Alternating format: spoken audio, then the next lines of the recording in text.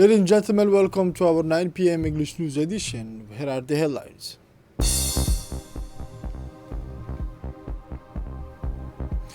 Recommenders from the debate conference on the Afar Mad'a.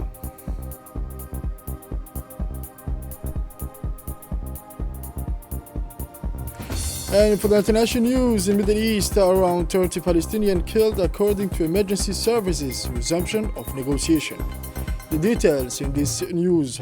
Welcome to our newsroom. The acting secretary of Ministry of Health, Mr. Abdul Qadir Mohammed Garrett, presided over the launch ceremony of the HIV Tracker. The tracker is a tool that will enable more efficient monitoring of patients living with HIV, ensuring personalized follow-up while guaranteeing data confidentiality through DHS2. We are integrating technology into our health system to strengthen decision making based on reliable real-time data. The Ministry of Health of Djibouti, in its effort to modernize healthcare information management, has adopted the HIV Tracker as a primary tool for collecting, analyzing, and reporting individual data. In his speech, the acting Secretary General stated that the implementation of HIV Tracker is an innovative tool designed to improve the monitoring of patients living with HIV. This tool aims to enhance care, ensure better continuity of treatment, and support the fight against HIV. Together, we are taking another step toward more effective and human management of this condition, placing patients at the heart of our priorities, mentioned the Acting Secretary General of Health.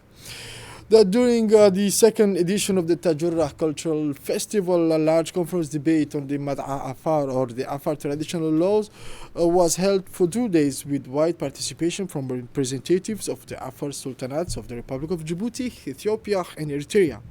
The conference saw the participation of Djiboutian officials, including Prime Minister Abdul Qadir Kamil Mohammed, as well as officials from the Afar region of Ethiopia.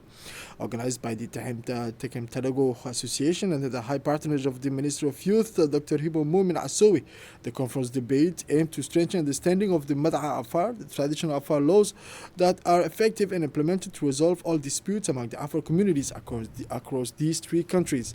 The event brought together local representatives, experts, and Afar cultural enthusiasts to exchange ideas and share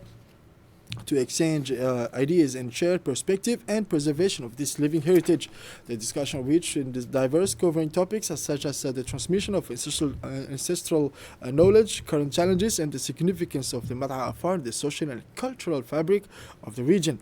The exchanges highlighted the effort needed to ensure the sustainability of this tradition while addressing modern challenges related to globalizing and revolution of cultural practices. The participants recommended a continued awareness effort to ensure that the process of introducing the Mad'a Afar to UNESCO takes place under optimal conditions led by Djibouti.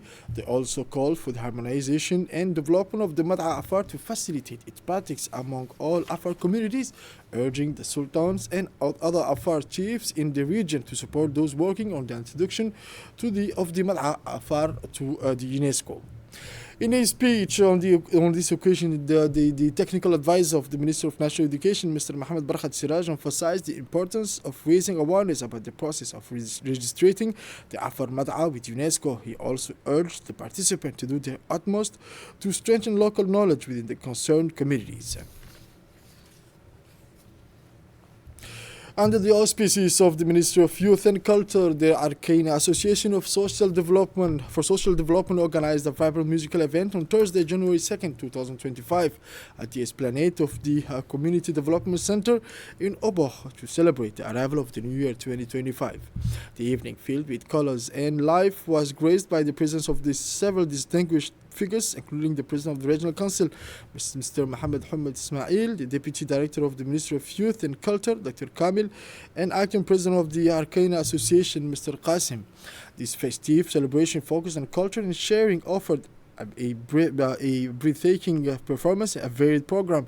Local talents took center stage, joined by renowned artists, including the legendary national icon Mr. Ahmed Mohamed Aman, the elder and living symbol of Djiboutian music.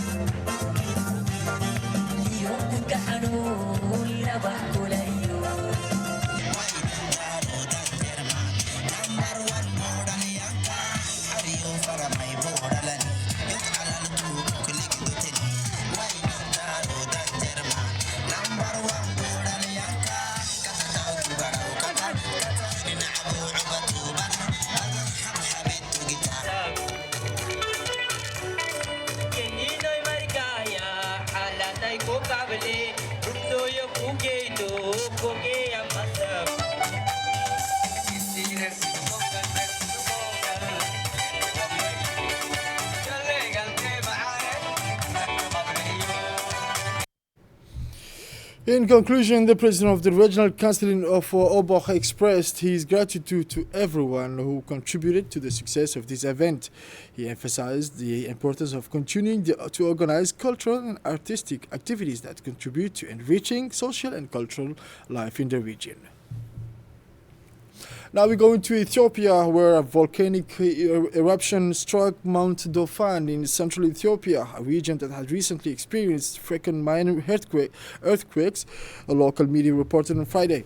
The tremor was particularly strong in the Awash Fental area, located about 230 kilometers from Addis Ababa, were felt as far as the capital. In recent weeks, the Awash Fental region and surrounding areas has experienced over a dozen tremors, raising concern among the local population. In response to this threat, authorities have been working to minimize risks to residents by relocating them to safer areas, as stated by regional administrator, according to the public broadcaster Fana Broadcasting Corporation.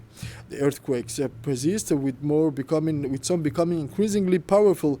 The latest tremor, particularly intense, was felt in Addis Ababa during the night, confirming the dangerous nature of the situation, according to the local authorities. In Somalia now, historic moment for the Federal Republic of Somalia. The country has been elected as a non-permanent member of the United Nations Security Council for the 2025-2026 term, a major achievement after 54 years of absence. This election marks a diplomatic turning point for Somalia, which is now involved in global discussion and decision on peace and international security.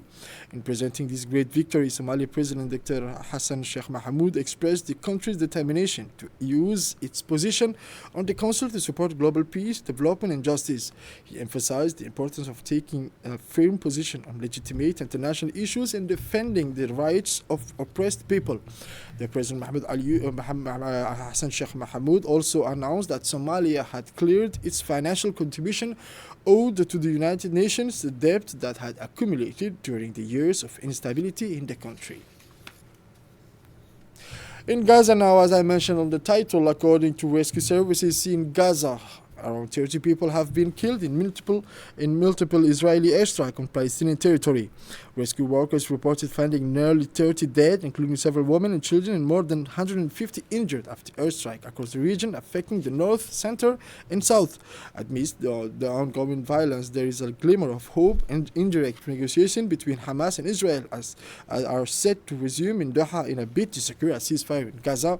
The discussion, according to Hamas, will focus on ensuring that the agreements lead to a complete cessation of hostilities on the withdrawal of Israeli occupying forces from the Gaza Strip. And now, French and German Foreign Minister Jean Barrot and Annela Baerbock visited Damascus in Syria, marking the first official visit of senior European diplomats to Syria in several years. This visit signals a notable shift in diplomatic relations between Syria and Europe. In his speech, Barrot emphasized the new hope that has emerged in Syria. A little less than a month ago, a new hope was born thanks to the mobilization of Syrians. German Minister Annalena also spoke, stating that political reconciliation between Europe and Syria depends on the inclusion of all components of Syrian society. In Egypt now, Egypt has achieved record tourism revenues in 2024, surpassing $14 billion in the first 11 months, a 7.8% increase compared to the previous year. The number of visitors reached 14.3 million, an increase of nearly 4%, while the total number of tourists reached 151.3 million. Tourism also contributed to a 3.5% economic growth in the first quarter of 2024-2025 fiscal year. With its exceptional heritage and modernized infrastructure, Egypt continues to assert itself as a major destination for international travelers. UNICEF now, the number of migrants arriving in Europe remains concerning, but one group in particular needs immediate attention: children. UNICEF issued a pressing appeal on Thursday, urging government to prioritize the safety of migrant children. This statement comes after another tragedy in the Mediterranean, where a shipwreck left around 20 people missing, further deepening an already tragic annual toll. Among the 7 survivors of the shipwreck that occurred on New Year Eve of the island of Lampedusa, UNICEF reported the presence of an 8-year-old girl whose mother is among the missing. Another 11-year-old girl was found floating off Lampedusa and identified as the sole survivor of the migrant boat that had left Sfax, Tunisia. This is it for this news. Thank you for watching us and stay tuned for more on RTD.